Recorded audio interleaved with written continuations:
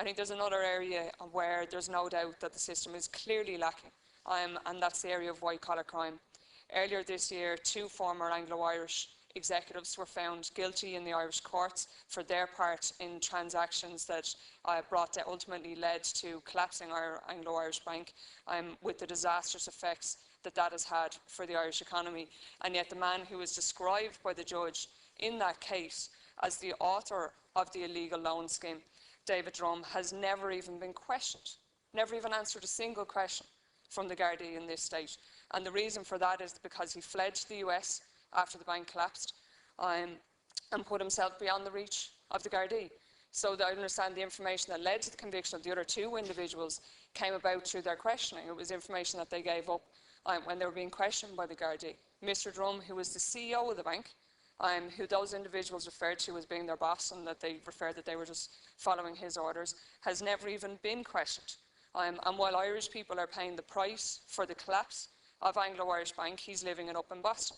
And I think many people are flabbergasted by the idea, whatever about hiding in a jungle in Brazil, or being in a lawless country where you don't expect to be able to cooperate with the authorities and get somebody brought back. I think people are absolutely flabbergasted that he's living it up in Boston, and that he's able to put himself beyond the reach of the Irish authorities in that way. And all I'm referring to is questioning. I know I have to be careful in terms of, I don't want to make any remarks in this House that might jeopardise any future proceedings, but I'm referring to the remarks that the judge made. It's not my words to say that he was the author of that scheme, it's the words of a High Court judge who said that he was the author of the illegal loan scheme. And I think at the very least he needs to be questioned about that. He should have volunteered himself for questioning. It's a decent thing to do. If he feels that he has a case to put forward to prove his innocence, and he should have volunteered for questioning.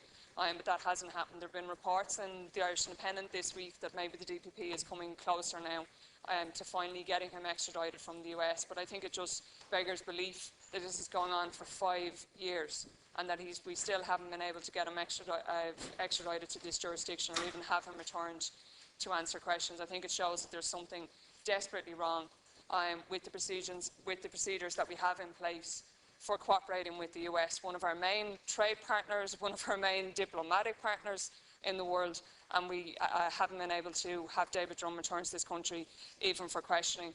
I understand that the difficulty is that maybe there was talk around the time of the Anglo trial that the offence which the 2 executives were found guilty was just the illegal loan scheme. Perhaps that your US legislation, it's not illegal to sell loans by sharing in your own company as it is here.